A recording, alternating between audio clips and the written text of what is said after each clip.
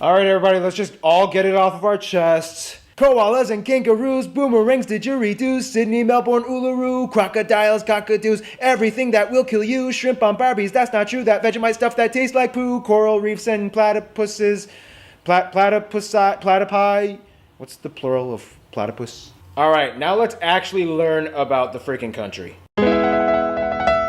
It's time to learn geography. No! Hey everybody, I'm your host Paul Barbado. Today's gonna be Australia. You know the drill, let's dissect the flag. The Australian flag has a blue field with a Union Jack on the upper hoist corner to represent that it was a former colony and a current Commonwealth of the United Kingdom, with a large star under it representing the Commonwealth, and the 5 stars on the right, the Alpha, Beta, Gamma, Delta, Epsilon Crucis, to the right representing the Southern Cross constellation. Alright, that was fun. Now let's discuss about the borders.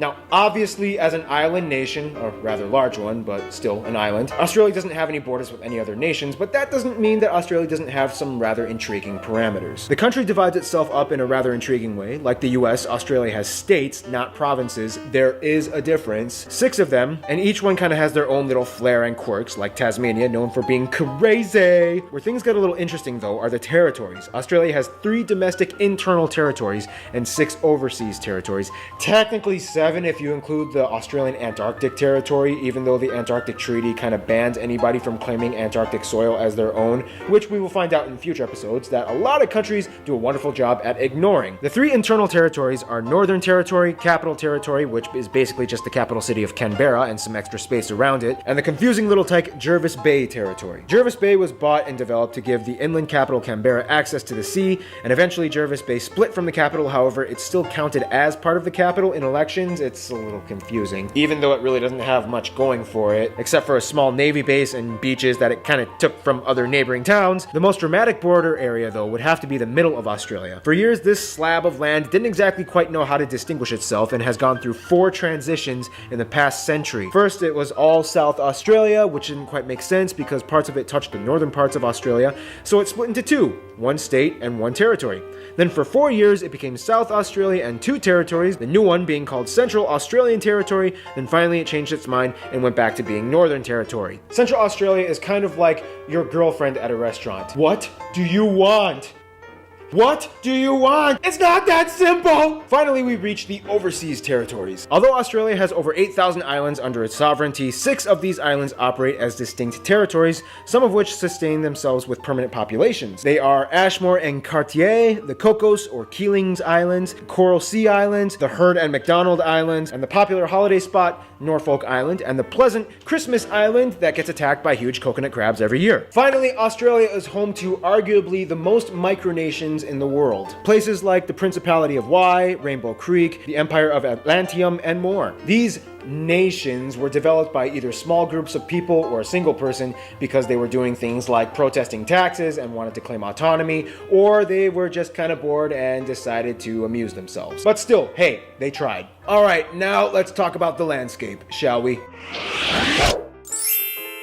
Okay, not all of Australia is a desert, okay? Only about 35%. Okay, so besides Antarctica, Australia is the driest continent on the planet, which explains why, yes, 85% of the population lives along the edges of the country within 50 kilometers of the coast. Nonetheless, a lot of places, specifically around the coasts, actually have very temperate and even tropical landscapes. By the north, you find tropical zones and wetlands and rainforests. By the far edges on the east and west, you can find subtropical zones with lighter forests and plains. A little bit inland, close to the interior, you find grasslands and flat stretches of semi-arid terrain. In the southeast by Sydney, you find temperate, cooler, arid land with semi-tropical yet slightly dry areas with an abundance of trees and plants. Then of course you have Tasmania, which is on a completely different level of green. Then we reach the deep interior where we hit the great deserts like the Great Victoria and the Great Sandy Deserts. This area is famously known as the Outback. The Outback is essentially the area of Australia with long open stretches of red and orange desert that lays out beyond the horizon with few sparse populations of people that can be found anywhere. It has a dry, rocky, rugged terrain that everybody assumes is teeming with a variety of poisonous insects and reptiles, and, well, I mean, it kind of is, but still, there's more to it than just that. Oh, and don't forget Lake Hillier, that strange lake that is mysteriously naturally pink for some strange reason that baffles scientists. Now, if there's one thing that really epitomizes Australia, it would have to be its world-renowned beaches and coasts. People flock from all over the world just to enjoy the beautiful, pristine atmosphere of a real, authentic Australian beach. Just remember to put on your sunscreen, though. Australians actually kind of have a joke where they can tell who the ignorant tourists are. It's usually the ones who think they'll be totally fine sitting out in the sun for more than 20 minutes.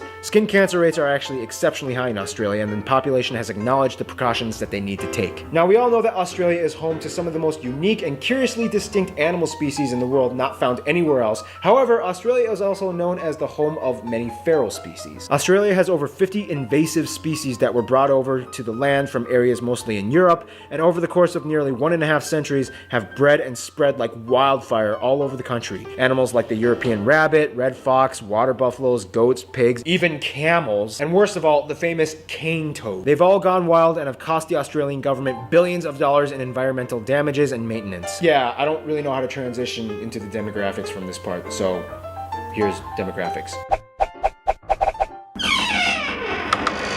Today, Australia has a population of about 23 million people. Now, to many outsiders, Australia is kind of known as the place where the British sent their prisoners. First of all, that's rude. Second of all, that's only, kind of half true. Yes, during the early years of Australia's colonization from the UK, droves of convicts were sent to penal colonies in Botany Bay, which is now in present-day Sydney. Over 165,000 convicts, about 25,000 of which were women, were sent over the course of 80 years. Although the British weren't the first ones to discover Australia, it was actually the Dutch. As they came, they named the land New Holland and the adjacent island next door New Zealand after the province of Zeeland in the Netherlands. However, as we'll soon discover, the Dutch were really good at discovering places, but kind of not so good at colonizing and maintaining those places for themselves. However, most of Australia's population came from natural colonization from British non-convict nationals. Some would argue that Australia was kind of like the UK's version of Operation Backup Plan in case of America goes crazy. After the American Revolution, the UK tried to compensate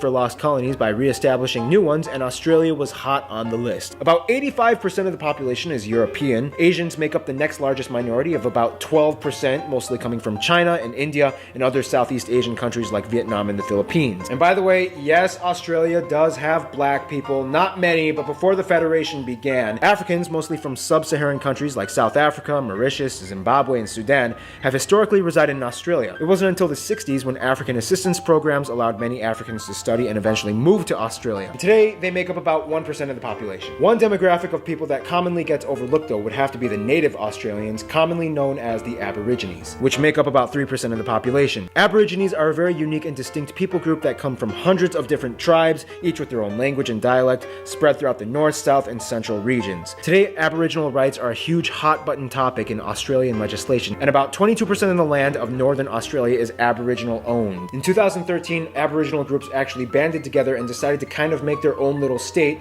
called the Murrawarri Republic, independent from Australia. The Australian government, though, doesn't really recognize this claim and just kind of brushes it off with a meh, as long as you don't cause a civil war attitude. Well, as you can see, a lot of people have come to live in Australia, but now let's see how Australia interacts with the rest of the world. Australia is, let's just put it very simply, a very popular country. If this was high school, Australia would be on the top of the social ladder, hands down. Everybody knows something about Australia. When it comes to friends, though, Australia not only goes for the cool kids, but also the strategic ones. Of course, Australia gets along with many of its Asian neighbor nations, specifically China and India, as large numbers of people from those nations live in Australia, and they do great business with them as well. Australia gets along pretty well with the islands of Oceania, except Fiji. In 2006, Australia refused to back up a military coup that overthrew the government in Fiji, and since then, things have been a little weird between the two countries. In terms of their best friends, though, of course, New Zealand would have to rank in the top level, and they are basically like siblings that share a very similar culture, language, and histories as former colonies, whereas the UK also has a high priority on Australia's entourage as they make up the largest demographic of people ethnically and as migrants in the country. But finally, we reach the USA. The USA and Australia kind of have a little crush on each other. Australia is always there to back up the US in times when allies are necessary, and the US, well, I mean, we Americans, We just love Australians. We love their accents, we love their culture, we love their accents, we love their spunky Australian attitude, and we love their sexy, sexy accents. Almost any Australian that comes to the US is immediately loved and welcome, even if they are slightly sociopathic. One sentence with that accent and we are smitten. We love you, Australia. In conclusion, Australia is just... everybody loves Australia.